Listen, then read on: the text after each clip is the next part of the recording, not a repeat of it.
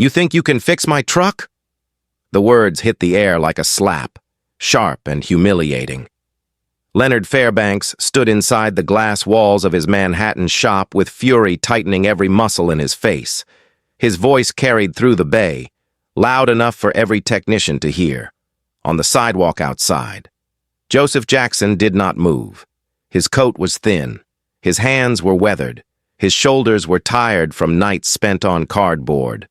But his eyes, calm and steady, never left the silent red and silver Peterbilt 579 that had haunted the shop for 3 long months. Leonard glared at him through the glass. "You cannot fix anything. You cannot even take care of yourself." The sentence was meant to end the moment. Instead, it ignited it. Before diving into this story, tell me where you are watching from. Subscribe to the channel, and give me a like so more people can hear stories about dignity, redemption, and the courage that refuses to die. 6:30 a.m., late February. The cold pushed along Broadway in a steady stream, brushing against Joe's thin coat. But he barely felt it. He had stood in this spot for 92 mornings with the same quiet purpose. He did not beg. He did not ask for food.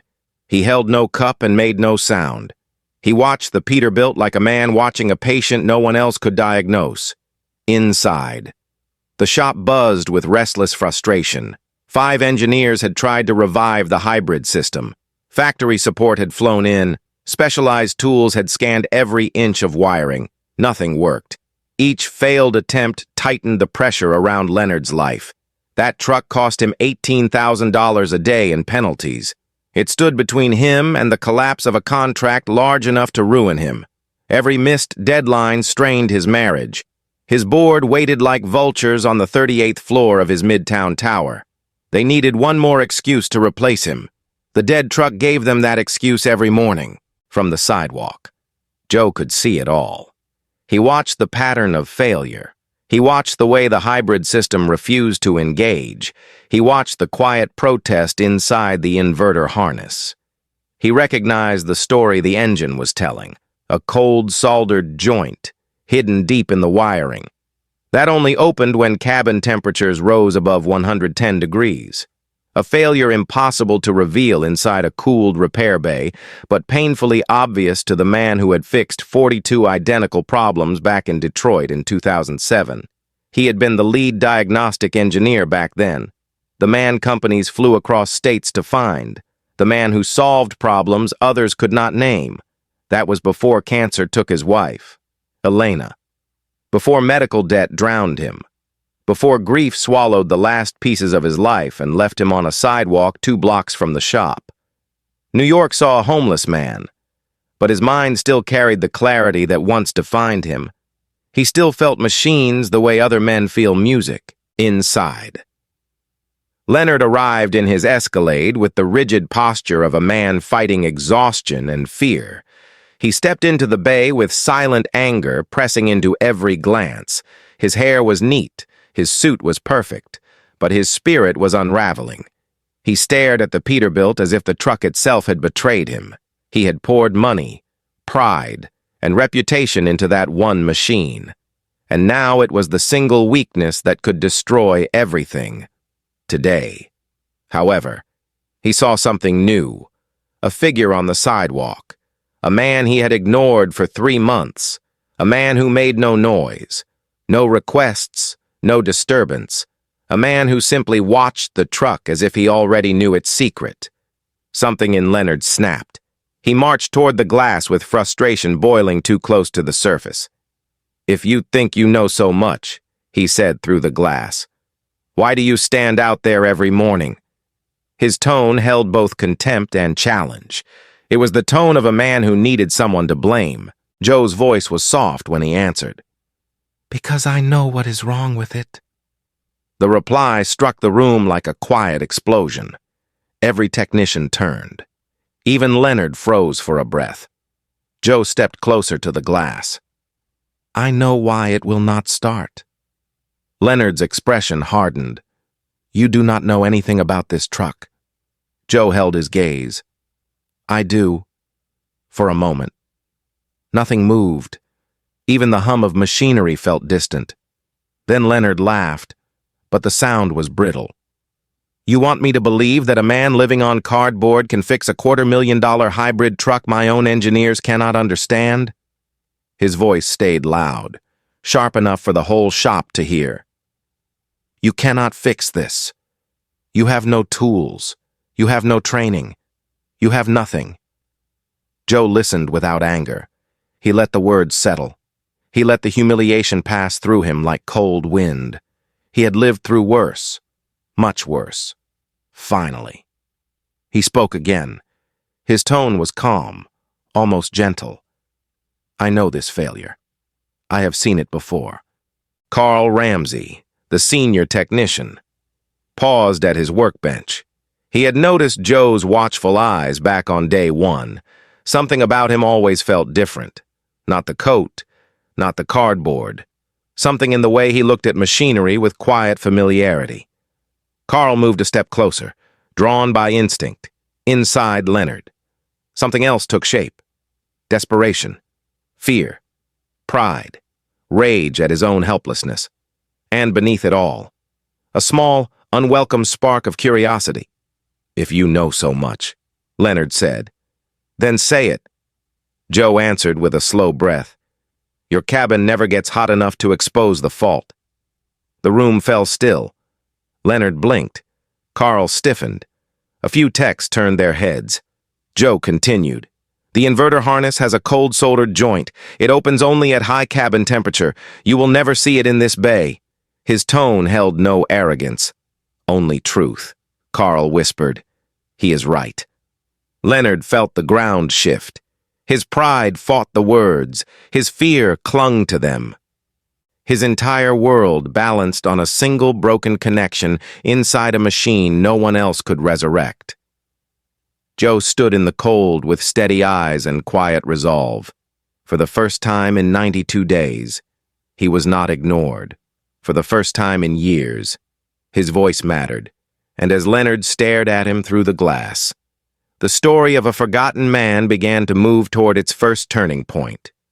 Joe waited, calm, still, ready to speak the next sentence that would change every life inside that shop.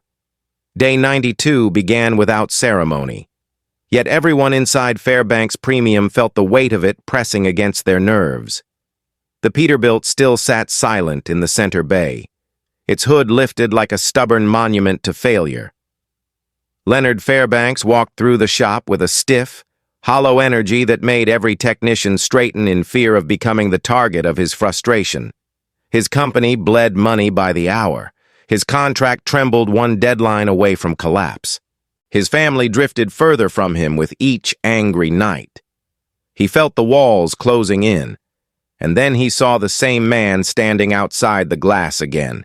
The same thin coat, the same steady eyes, the same quiet certainty. Joseph Jackson stood at the gate with a calm that irritated Leonard more than any insult could. The owner marched forward with a hard glare. You said you know the failure, Leonard said. His voice carried across the floor. I do, Joe answered. Then why are you still outside the shop? Leonard demanded. Joe held his gaze. Because you have not asked me in. The room felt the tension tighten. Joe's calmness only fueled Leonard's anger. Pride battled desperation in the millionaire's restless expression. His employees watched from every corner of the bay, sensing a storm that none of them could stop. Marcus Tate, the shop manager, tried to intervene. Sir, maybe we should. Leonard cut him off. Maybe we should what? Let a man who sleeps on cardboard diagnose a machine 5 engineers could not understand? His words were sharp and loud. Marcus lowered his eyes. Joe did not react. He stood with the quiet patience of a man who had learned long ago that anger reveals more about the person holding it than the person receiving it. He simply said, I can start your truck in under 20 minutes. The sentence fell into the room like a stone dropped in still water. Every mechanic stopped moving. Even the machines seemed to fall silent. Leonard blinked in disbelief. His voice dropped an octave. "You think you can fix this in 20 minutes?" Joe nodded once. "Yes." Leonard's laugh was thin and angry. "You cannot fix anything in 20 minutes. You cannot even fix your own life." Joe absorbed the insult without a flicker of emotion. "The truck is waiting," he said. "So am I." Carl Ramsey stepped closer, compelled by a feeling he could not ignore. "Sir," Carl said quietly. "Let him try." It was a dangerous sentence. The entire shop felt it. Leonard turned on Carl with startled intensity. "You trust him more than my own engineers?" Carl's voice remained steady. "I trust the way he looked at that truck. He recognized something the rest of us could not see." Leonard's frustration surged. Pride tightened its grip. But desperation whispered louder, and his world, already hanging by a thread, sensed a final chance. He faced Joe again. "You fix it in under 20 minutes, Leonard said, "and I will pay you double everything this company spent on diagnostics this year." A murmur spread across the bay. Marcus froze. Carl stared. Sarah Mitchell, the front desk administrator, stepped forward in shock. It was a reckless promise, a dangerous one, a promise made by a man pushed to the edge of failure. Leonard continued, his voice sharp. "But if you fail, you leave in handcuffs." The shop went silent. Even the hum of the lights felt distant. Joe did not blink. "I accept," he said. His tone was steady. His posture did not change. He stepped through the gate as if walking into a world he once knew well. The employees parted instinctively, as though guided by something unseen. Joe walked into the bay with slow, deliberate steps. The smell of diesel and steel rose around him, stirring memories he had locked away for years, memories of Detroit, memories of late nights with Elena bringing him sandwiches while he worked, memories of who he used to be before grief rearranged the shape of his life. Marcus approached with uncertainty. "Do you need tools?" Joe nodded. "A basic set." Carl moved quickly, picking up a toolbox and placing it in Joe's hands with a quiet respect. For the first time. Joe smiled, a faint expression of gratitude that surprised the room. Leonard crossed his arms, his expensive watch glinting under the lights. His posture was rigid, his eyes burned with doubt and pride. "Your time starts now," he said. Joe opened the toolbox with calm precision. He did not rush. He did not fumble. He did not hesitate. He treated each movement like a returning ritual. He climbed into the cab and closed the door. 10 seconds later, he opened it again. "Marcus," Joe said through the window, "turn off the climate control in this bay. Shut all the vents." The request startled Marcus. "Why?" "Heat," Joe said. "The truck needs heat." Leonard's eyebrows rose. "Heat will do nothing," he snapped. Joe looked at him with respectful steadiness. "It will expose what you cannot see." Carl stepped forward. "Turn off the vents," he said. Marcus nodded and moved quickly. The technicians watched the shop air grow warmer by the minute. Joe continued examining the cab with quiet attention. He touched the wiring harness with the care of someone reading a familiar story. He removed a small panel. He traced the inverter connection with his fingers. "Carl," Joe said, "hand me a heat gun." Carl obeyed without hesitation. Joe warmed the harness with a steady hand. The room watched, breath held, as the temperature inside the cab rose. Minutes passed, sweat formed on Joe's forehead, but his focus never wavered. At minute 16, he stopped. He touched the joint again, a faint click, almost imperceptible, met his fingertip. "There," Joe whispered. He tightened the connection, reheated the joint, tested it again. The click vanished. He stepped out of the cab and wiped his hands. "Start it," he said. Marcus approached the ignition with trembling fingers. Leonard stood rigid, his heart clawing against his ribs. The entire shop leaned forward. Marcus turned the key. For a breath. There was silence. Then the hybrid system awakened with a low hum. Lights flickered. The battery engaged. The engine inhaled deeply. It roared to life with a sharp, powerful surge that shook the bay. The sound filled the room like a resurrection. A machine dead for 92 days now breathed with full strength. The technicians gasped. Carl closed his eyes in a mixture of relief and awe. Sarah covered her mouth with both hands. Marcus stepped back in disbelief. Leonard stood frozen, unable to speak. Joe simply nodded once, as if greeting an old friend who had finally risen from the ground. He did not celebrate. He did not gloat. He walked back to the engine, listened for a moment, and said quietly, "It is fixed." The room remained silent, overwhelmed and humbled. Leonard's throat tightened. Pride fought with gratitude. Shame trembled beneath both. He opened his mouth, but no words came. Joe looked at him with calm dignity, for the first time in years. Someone saw Joseph Jackson not as a man broken by circumstance, but as the engineer he used to be. The miracle was not just the engine that roared awake. The miracle was the forgotten man who did it, in 18 minutes, and in front of 30 stunned witnesses who would never forget the moment a homeless man silenced an entire room. The engine's roar faded into a steady pulse that filled the entire bay with a sense of awe no one could quite put into words. For a long moment, no one moved. The technicians stood as if rooted to the concrete. Carl Ramsey stared at the dashboard like a man seeing a ghost. Marcus Tate rubbed his forehead, whispering something that sounded like disbelief and prayer. Sarah Mitchell held her breath with both hands pressed against her lips, and in the center of it all, Leonard Fairbanks stood frozen, crushed beneath the weight of what he had just witnessed. A homeless man had solved the problem that swallowed 3 months of money, pride, and sleepless nights. The truth was undeniable. Joe Jackson had done in 18 minutes what Leonard's best team could not do in 92 days. But instead of gratitude, the first emotion that rose in Leonard's chest was fear. Fear of what this meant. Fear of what his employees had seen. Fear of losing control of a world he had spent his entire adult life building. That fear twisted itself into anger before it reached his mouth. Without thinking, Leonard stormed toward Joe with a stack of emotion he could not disguise. He reached into his coat, pulled out a worn leather envelope, and yanked out $10,000 in cash.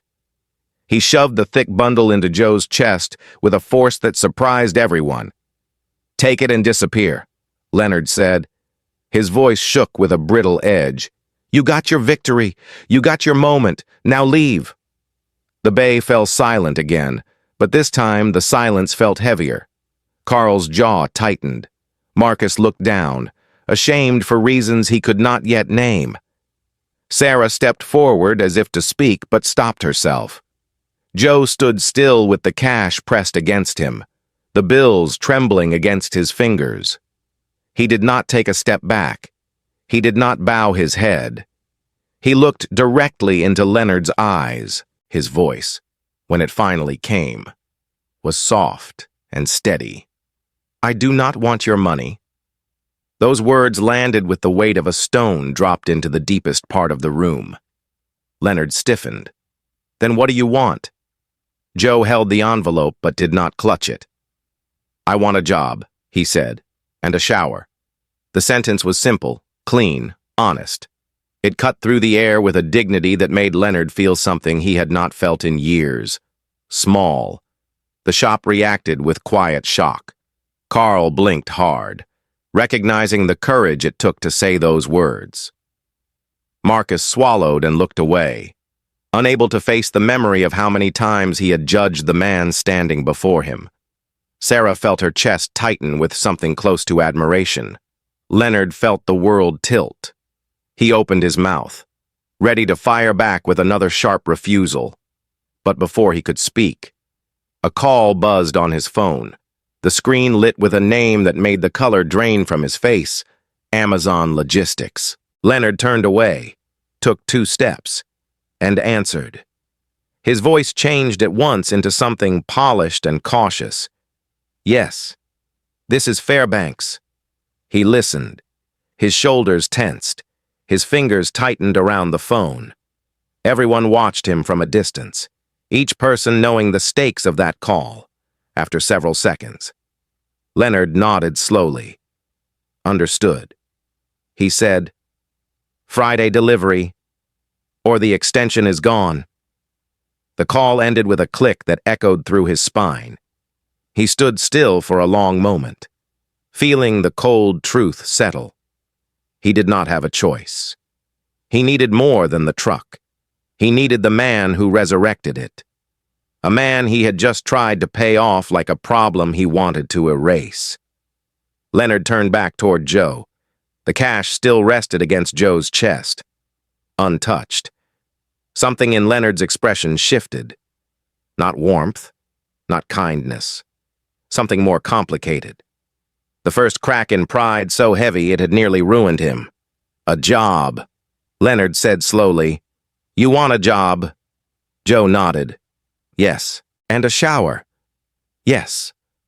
Leonard looked at him with a reluctant calculation. Do you have a clean record? Joe held his gaze for a long, painful second. 2 arrests, he said. Public intoxication. Both years ago. The room absorbed the confession in heavy quiet. Carl did not flinch. Sarah did not judge. Marcus exhaled with a slow, steady breath. Leonard struggled with the weight of the moment. His company was on the verge of collapse. His reputation frayed. His marriage hung by a thread. And the only person who could pull him back from the edge was a man who owned nothing but a sharp mind, worn boots, and a memory full of losses. Leonard closed his eyes briefly. When he opened them again, his voice was quieter. I will hire you, he said. 1 month probation, $3,500 a month. Sarah looked startled. Carl nodded with approval. Marcus felt a wave of relief. Leonard continued with a heavy exhale. You will start today, but hear me clearly. 1 mistake, and you are gone. Joe bowed his head once. Not in submission. In acknowledgement. Thank you, he said. The words carried more weight than the money ever could. Leonard stepped forward and pulled the cash envelope back from Joe's hands. His fingers brushed Joe's for a brief moment, and the contact startled him. Joe's hands were rough, scarred, hands that had once carried a life far different from this one. Leonard stepped back, confused by the strange mix of guilt and reluctant respect rising inside him. Sarah, Leonard said, turning sharply, get him paperwork, and get him a key to the company apartment. The room stirred with surprise. The Jersey City studio? Marcus asked. Leonard nodded stiffly. Yes. Joe blinked. Taken off guard. A place to stay? You asked for a shower, Leonard said. The studio has one. Joe felt something rise in his throat. He forced himself to breathe. Thank you, he whispered. Leonard turned away as if the gratitude was too difficult to accept. Carl stepped toward Joe with a gentle firmness. Come on, Carl said. Let's get you started. Joe followed him through the bay, carrying nothing but the toolbox Carl handed him earlier, as he walked. The employees watched him with newfound respect. Not pity, not curiosity, respect. Dignity began to settle over him like a coat he had not worn in years. In that moment, Joe realized something he had forgotten. He remembered what it felt like to stand inside a shop as a man with purpose, a man who once saved companies from collapse, a man who once carried a wife through illness and held a career together through storms, a man who once mattered. When they reached the hallway near the office, Sarah stepped forward with the keys and the paperwork. Welcome to the team, Mr. Jackson, she said. Her tone was warm, gentle, formal in the way people speak to someone they already respect. Joe accepted the keys with careful hands. He looked down at the small metal pieces resting in his palm. A door, a bed, a shower, a start. That was all he asked for. That was everything he did not dare dream of. Behind him, the engine of the Peterbilt continued its steady pulse, as if standing witness to a life coming back from the edge, and for the first time in 4 years. Joseph Jackson walked toward a future with something more valuable than money. He walked with dignity. Joe Jackson stood in the doorway of the company's Jersey City studio apartment with the same stillness he carried in the shop. But something inside him shifted as he stepped across the threshold. The small living space was simple, clean, warm. A place made for a man who had not known steady heat or privacy for years. He walked to the bathroom and turned on the shower. Steam rose, water ran clear when he stepped under it. His breath stopped in his chest. The water touched him like a memory of another life, a life he once lived with Elena, when morning showers meant work days and purpose instead of survival and cold pavement. He leaned against the wall, letting the water wash away 4 years of fear, shame, and winter nights. When he finally stepped out, he stood in front of the mirror wearing the new Navy work uniform folded neatly on the counter. He traced the embroidered Fairbanks logo with his thumb. His reflection surprised him.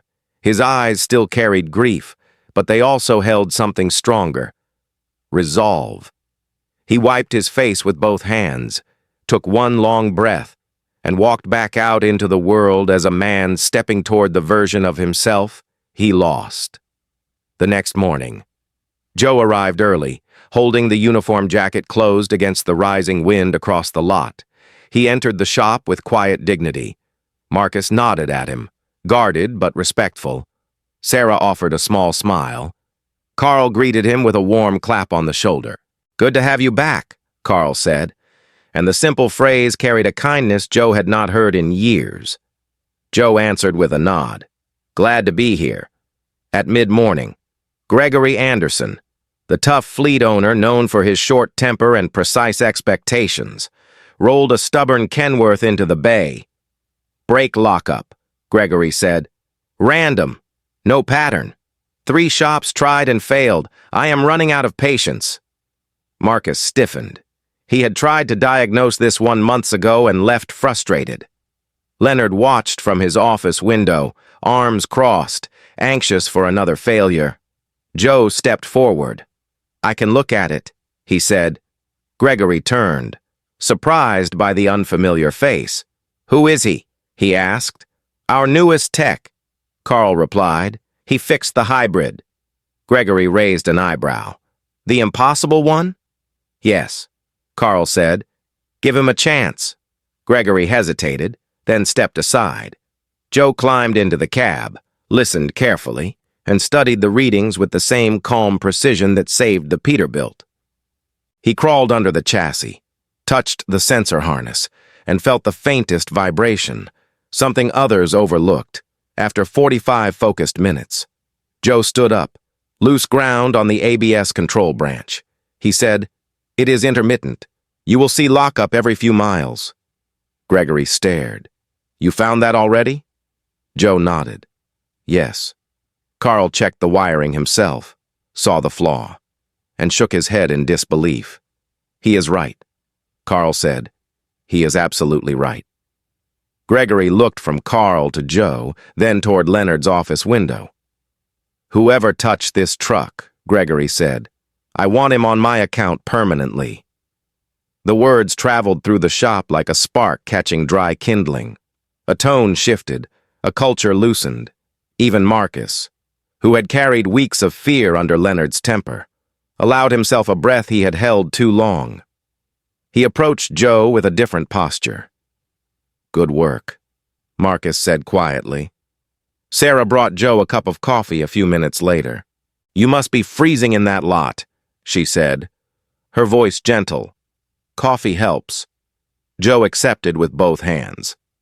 "Thank you," he said, It had been years since someone offered him something without expecting anything in return. Carl stayed close that morning, asking Joe questions about diagnostics, techniques, and Detroit shops long gone. Joe answered simply, respecting Carl's experience and placing no weight on his own past achievements. Leonard, however, kept his distance. He watched the interactions with a tightening in his chest he could not name. Gratitude was difficult for him. Dependence was worse. And needing Joe felt like a humiliation he could not articulate. Every time Joe solved a problem, Leonard felt his pride strain against the truth. 3 days later, another truck arrived with a high-voltage battery anomaly. The team struggled for hours. Joe solved it in 30 minutes. The week after that, a fleet brought in a transmission with a phantom shift delay. Again, Joe diagnosed it with a speed that stunned the room. He worked quietly, without demand or ego. He taught younger techs without making them feel small. He offered insight without boasting. And slowly, the shop changed around him. People stood straighter. Fear eased. Conversations grew calmer. For the first time in years, the atmosphere inside Fairbanks Premium felt less like a battlefield and more like a place where men and women could breathe. Sarah noticed it first. Carl noticed it next. Marcus felt it when he realized he no longer flinched every time Leonard walked into the bay. Joe's presence softened the hardest corners of the shop, but Leonard was not ready to face what that meant. Late one evening, after everyone left, Leonard stood alone in the center of the bay staring at the Peterbilt Joe had repaired. He walked around it, touching the hood as if trying to understand the moment his world shifted. His reflection stared back at him in the polished metal. He saw a man who almost lost everything, a man who screamed too much, a man who lived inside his own pressure for so long that he no longer recognized himself. And the man who saved him slept on cardboard 2 weeks ago. The truth burned him. He turned away sharply and told himself the discomfort would fade, but it did not. The following week, Rebecca dropped the divorce papers on the kitchen counter. Her voice was steady. "I have lived with your anger for too long." "Leonard," she said, "I am tired." She left before he responded. Danny, their son, stopped answering his calls in frustration. Leonard lashed out in the shop again, but the anger did not land the way it used to. No one cowered. They simply waited for the storm to pass. Joe stood quietly to the side, his expression unreadable. Finally, Leonard snapped at him. "Fine. Genius," he said. "You think you can fix everything? Fix this. Fix all 18 of the trucks with the same hybrid fault, since you seem to know so much." His tone dripped with humiliation and challenge. Joe stepped closer. He spoke softly, but the strength in his voice made the room still.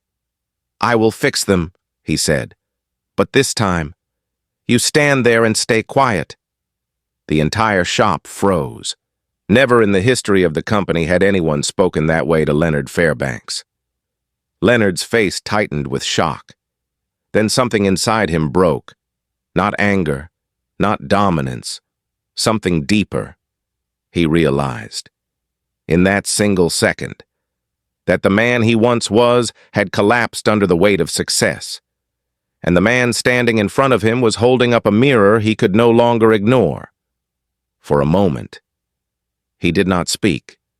He simply nodded. A small, defeated motion, a motion no one expected, over the next 3 weeks. Joe worked 14-hour days, moving from truck to truck with a concentration that bordered on devotion. He taught every technician the full system, walked them through each repair, and restored more than machinery. He restored confidence, respect, skill. He rebuilt the shop from the inside out when the final engine roared awake. Leonard sank into a rolling chair in the middle of the bay. His shoulders shook, his hands covered his face. 30 employees watched their hard-edged employer break open for the first time. Tears quiet and uncontrolled, fell through his fingers. Joe stood several feet away, silent but steady. The crack in Leonard's pride had finally spread through the center of his life, letting light rise in a place he thought was dead. And the shop understood, in that moment, that something far larger than machinery had been repaired, something deeper, something human. 3 months after Joe Jackson first stepped through the gate, the shop looked different in ways no one could fully explain. Engines ran smoother, people stood straighter, conversations carried less fear. But beneath that fragile calm, pressure grew like a slow, tightening vice around Leonard Fairbanks's life. 18 new Peterbilts arrived from a regional fleet, each carrying the same hybrid failure that had once held the original truck hostage. The manufacturer denied warranty responsibility without hesitation, claiming improper operation. Their denial dropped like a stone on Leonard's desk, adding hundreds of thousands of dollars in unexpected costs to a company already stretched thin. He read the letter twice, then crushed it in his hand. His contract with Amazon teetered on the edge again, and he felt the familiar fire of panic rise in his chest. At the same time, his personal world continued to collapse. Rebecca, tired of living alongside his temper and the endless grind of his ambition, moved her belongings into her sister's spare room. She left a quiet note on the dining table that read, "I need air. Leonard, I need peace." Danny stopped returning his calls altogether. The distance felt sharper than any business threat, and Leonard carried that emptiness into the shop each morning like a weight he could not put down. When the 18 trucks rolled into the bay, technicians tried, failed, tried again, and watched each system refuse to respond. The shop filled with frustration, whispered doubts, and rising fear. Marcus trembled every time Leonard walked past him. Sarah kept her voice soft, hoping to avoid the worst of his anger. Even Carl, grounded and steady, felt the tension creeping into his bones. On the third failed attempt to run diagnostics, something inside Leonard snapped with a force everyone could feel. He stormed into the center of the bay with a bitterness that scorched the room. His face darkened, his voice sharpened into something raw and unrestrained. "Enough!" he shouted. "I am tired of excuses. I am tired of failure. I am tired of all of you." His words struck his employees like blows. Marcus lowered his eyes. Sarah stepped back. Carl set his tools down with a slow sadness. And Joe, standing beside the open hood of the first truck, did not move. Leonard turned on him with a fury that came not from the moment, but from months of pressure, shame, and quietly broken pieces of his own life. "You claim you can fix anything," Leonard said. "You claim you can save this shop. Then fix these trucks. Fix every single one of them." His voice cracked with the strain. "Fix them, or all of this goes under." The bay went silent. Every breath paused. Joe looked at him with steady eyes, carrying no fear, no anger, no pride, only clarity. He wiped his hands on a clean rag and stepped closer. His voice was low, calm, and anchored in a strength the room could feel. "I will fix them," Joe said. "But this time you stand there and you stay quiet." No one had ever spoken to Leonard Fairbanks that way. Not his employees, not his board, not even his own family. The sentence dropped into the space between them like a line no one expected Joe to cross. Leonard stared at him, startled, enraged, and shaken. His mouth opened to fire back, but something in Joe's expression stopped him. A simple truth lived there. A truth Leonard knew but had never admitted. He had wounded his team. He had damaged his company. He had lost the trust of everyone who once believed in him. And the only man keeping the entire structure from collapsing was the one he had dismissed, belittled, and tried to push back into the shadows. For the first time in years, Leonard chose silence. He nodded once, stiff and unwilling, but real. Joe picked up his tools and walked to the first truck with a quiet command that drew the entire shop toward him. Over the next 21 days, he worked 14-hour shifts, leaving only long enough to sleep a few hours in the Jersey City studio before returning to the Bay. He moved from truck to truck with unwavering focus. He taught every technician how to test the harness, isolate the thermal fault, and rebuild the connection. He explained each step with patience, purpose, and precision. He lifted the younger techs, steadied the older ones, and rebuilt confidence in a team that had forgotten what it felt like to succeed without fear. Carl became his right hand. Marcus slowly regained his voice. Even employees who once kept their distance now gathered around Joe with notebooks, learning from a man whose humility made his expertise even sharper.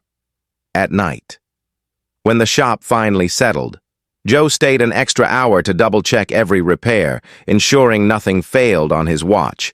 He wiped each dashboard clean.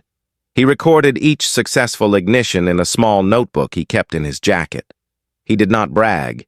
He did not crave applause. He carried out his work with the quiet devotion of someone honoring a memory larger than himself. When asked why he worked so hard, Joe always answered with the same soft sentence. Because when Elena was alive, she said, "I never left a job unfinished." On the 21st evening, the last engine roared awake with the same deep, confident pulse as the rest. The sound filled the shop with a wave of emotion that washed across every technician. They stood in a wide circle, staring at the 18 repaired trucks lined in perfect order, each one restored by a man they once overlooked. Joe stepped back, rubbing his tired hands together, the exhaustion settling into his shoulders.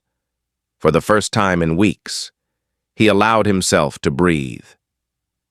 Leonard walked into the bay, expecting another failure, another disappointment.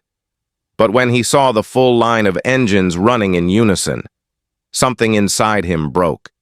He felt the weight he had carried for months slip from his shoulders all at once.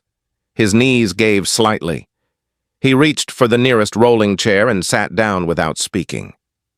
And then, in front of 30 stunned employees, Leonard Fairbanks bowed his head into his hands and cried, quiet, trembling tears, tears of relief, tears of shame, tears of gratitude. No one moved. No one whispered. They simply watched the man who had built the company finally allow himself to be human. Joe stood several steps away, still holding the rag he used to wipe his hands. He did not look away. He did not step forward. He offered no lecture, no smile, no gesture of triumph. He simply stood with calm understanding, because he knew that sometimes the breaking point is not destruction. Sometimes it is the moment a man finally sees the truth about himself. And in that quiet, trembling moment, the shop understood that the story unfolding between these two men was no longer about trucks, contracts, or repairs. It was about a man who had everything losing himself, and a man who had nothing learning how to rise again. The morning after the 18th engine roared alive, the shop floor held a stillness no one had felt in years. It was the kind of stillness that follows a storm, when people listen for what comes next with equal measures of hope and fear. Employees arrived early, drawn by a sense that something significant was about to unfold. They spoke in quiet tones, glancing toward the lift platform at the center of the bay. At 8 o'clock sharp, Leonard Fairbanks stepped forward, not with the rigid stride he once carried, but with a slower, more humbled gait. He climbed onto the platform, holding a folded sheet of paper in his shaking hands. The entire staff gathered below him, 30 men and women who had weathered his temper, his pressure, and his failures. Carl stood near the front, arms crossed with protective strength. Sarah lifted her chin with quiet dignity. Marcus held his tools tightly, unsure of what he was about to witness. Joe stood toward the back, still wearing the Navy uniform he had earned through grit instead of credentials. His posture was calm, but his eyes carried the same steady attention he brought to every engine he touched. Leonard cleared his throat once, then again. His usual commanding voice did not return when he finally spoke. His words trembled. "I have treated all of you like trash," he said, his voice thick with emotion. The room froze. No one had ever heard him use those words. "I have yelled when I should have listened. I have blamed when I should have guided. I have demanded loyalty when I did not deserve it." His shoulders shook slightly. "And for that, I am ashamed." A long silence followed, heavy and fragile. Sarah lowered her eyes. Marcus swallowed hard. Carl exhaled slowly, steadying himself. Leonard continued, voice breaking. "I have built this company with the belief that strength comes from control, from force, from pushing people harder than they can handle. But that belief nearly destroyed this place, and it destroyed parts of my own life I may never regain." He lifted his head and looked directly at Joe. Then a man I dismissed, humiliated, and judged walked into this shop and saved every one of us. The room turned toward Joe. He shifted slightly but did not step forward. Leonard pressed a hand to the railing to steady himself. "In 3 months," he said, "Joseph Jackson rebuilt more than machinery. He rebuilt morale. He rebuilt trust. He rebuilt this company from the inside out. He saved us $4.2 million, and he saved my career." His voice wavered, and he did it with dignity I did not show him. A long breath passed through the room. No one moved. No one blinked. Then Leonard raised the folded paper with both hands. "Effective immediately," he said. "Every employee in this shop will receive fully paid training, professional development, and quarterly profit sharing. No more fear, no more yelling, no more working under a cloud of punishment." Shock rippled through the crowd. Sarah's hand covered her mouth. Marcus stared, stunned into stillness. Carl's eyes glistened with pride he tried to mask. Leonard stepped to the edge of the platform. "And now," he said, "I need to do something I should have done the moment that engine started." He looked directly at Joe again. "Joe Jackson, step forward." Joe did not move at first. Then he walked slowly, each step measured, steady, unhurried. He stopped at the base of the platform. Leonard's voice dropped to a quiet, reverent tone. "You saved this company," he said, "and you saved me from myself." The employees waited, breath held, hearts pulled tight with emotion. Leonard lifted the paper. "I am promoting you to technical director," he said. The room gasped. $96,000 a year, 8% equity, a company truck, full benefits. Joe stared at him, stunned into stillness. Not pride, not triumph. Just a deep, quiet shock that reached the deepest part of him. Leonard swallowed the rising emotion in his throat. "You earned this," he said, "every bit of it." Then, in a gesture that broke open the entire room, Leonard stepped down from the platform and offered his hand. Joe looked at the hand for a long moment. His breath caught, his chest tightened. Then he placed his scarred, steady hand in Leonard's trembling one. The handshake held more weight than any contract. It was acknowledgement, respect, redemption. The employees erupted into applause, long and loud, echoing through the steel walls like a tribute to a man who had risen from the lowest point of his life with nothing but honesty and skill. Sarah wiped tears from her eyes. Carl let out a quiet, "Good job," brother under his breath. Marcus smiled for the first time in months, his shoulders unclenching. Joe stood with quiet humility, not basking in attention, but carrying it with grace. Later that evening, when the shop emptied and the last echoes of applause faded, Leonard found himself outside in the cool air, exhaling a long breath he had held for years. His phone buzzed in his pocket. He answered without looking at the screen. "Hello?" A familiar voice responded. "Rebecca." Her tone was soft, uncertain, but open in a way he had not heard in a long time. "I heard," she said. Someone from your shop called my sister. Leonard leaned against his truck. I am trying to change, he said quietly. I know, she whispered. Danny wants to come home for dinner on Sunday.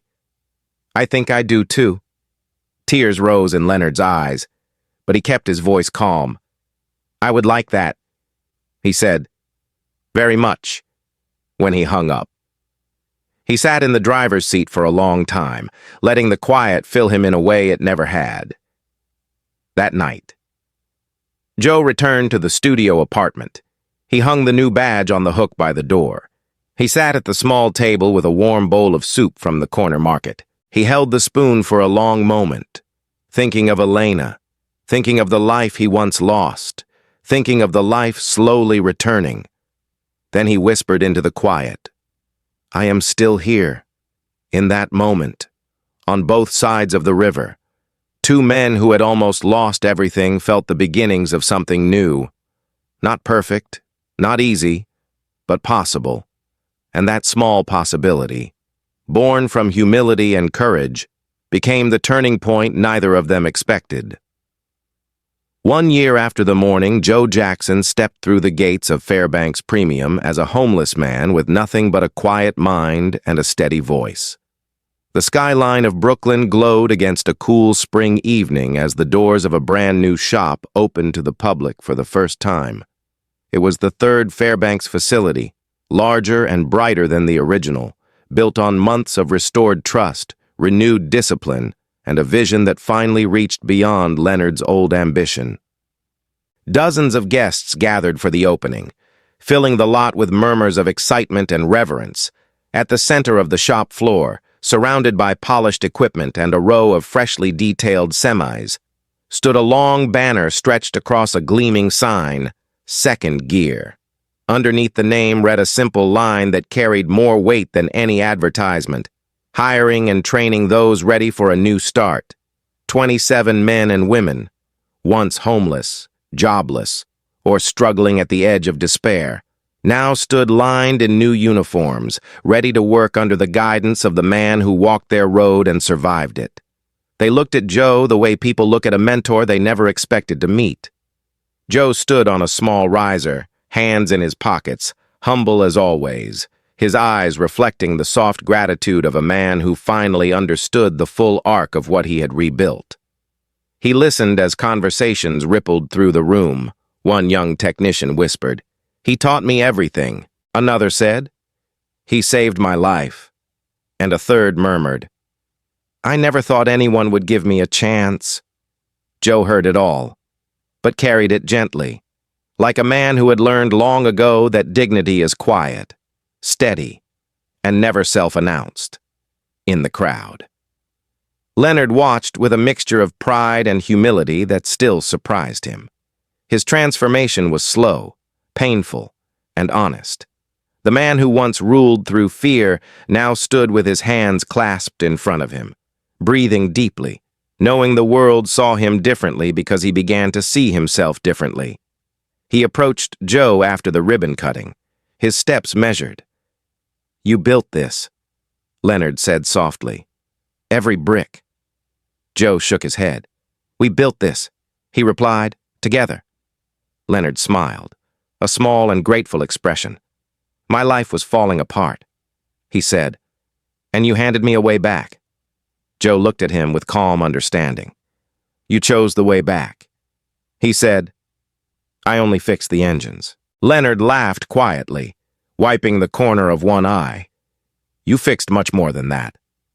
They walked together toward the far end of the shop, where the original red and silver Peterbilt 579 waited. It had been restored inside and out, its panels polished to a shine that reflected the overhead lights like a mirror. Fresh lettering stretched across the door in small gold script. "In memory of Elena Jackson. Some engines never stop running." Joe stopped in front of the truck, breath tightening as he read the words again. He reached out and touched the paint with gentle fingers. "You did not have to do this," he whispered. Leonard shook his head. "Yes," he said, "I did." Behind them, guests continued to mingle. But the space around the two men held a quiet solemnity. They stood together for a long moment, not speaking, letting the memory of Joe's late wife settle between them like a blessing. When Joe finally turned away, the evening sun dipped low across the shop windows, casting a warm gold light that made the moment feel suspended in time. As the event continued, reporters asked questions, employees shared stories, fleet owners shook Joe's hand with genuine respect. But long after the crowd thinned and the speeches ended, Joe slipped outside and climbed to the rooftop terrace that overlooked Manhattan across the river. The city glowed with its usual restless brilliance. Lights shimmered across towers that seemed impossibly tall from where he once slept on the street. He stood at the edge of the terrace with his hands resting on the railing, letting the wind brush across his face. Moments later, Leonard joined him with 2 cups of coffee, one for Joe, one for himself. They stood side by side, looking at the skyline. "I used to think success meant owning everything I touched," Leonard said quietly. "The trucks, the contracts, the buildings, all of it." He paused, letting the truth settle.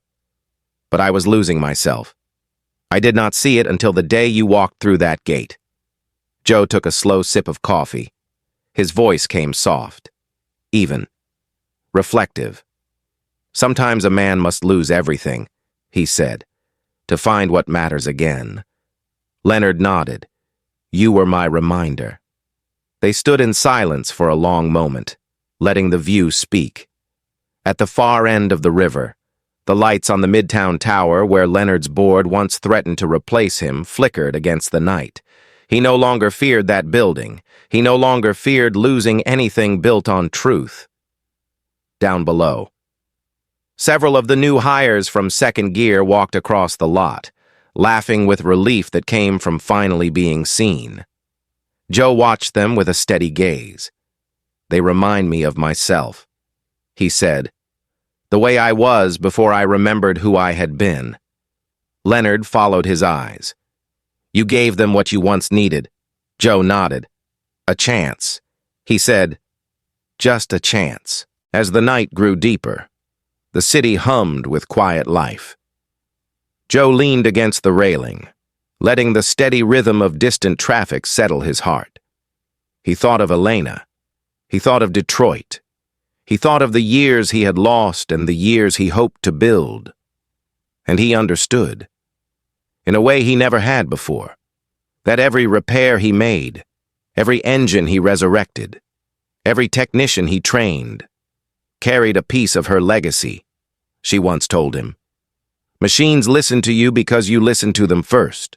Tonight, watching the lights of Manhattan shimmer across the water, he finally believed that truth extended far beyond engines. He listened to people the same way. He listened to their fear, their brokenness, their hope, and their quiet longing to matter again. That was why they listened to him. That was why they trusted him. And that was why Second Gear already felt alive. When the rooftop lights flickered to signal closing time, Leonard looked at Joe one last time. "Thank you," he said. Joe answered with a nod. "Thank you for letting me work," he replied. "Thank you for seeing me." They walked back toward the stairs. Below them, the original Peterbilt gleamed under soft lights, its gold lettering bright against the polished red and silver panels. A truck once silent for 92 days now carried a message of memory, mourning, and endurance that reached much farther than the shop floor. And as Joe Jackson stepped into the elevator, heading down toward the life he rebuilt with calloused hands and quiet strength, he carried one final truth in his heart. Some engines never stop running. Some chances never stop giving, and some stories, especially the ones born from loss, dignity, and unexpected grace, leave a legacy that outlives every machine. Thank you for spending your time with this story. If you enjoyed it, please subscribe to the channel, give the video a like, and share it with someone who needs hope today. Your support helps these stories reach more people.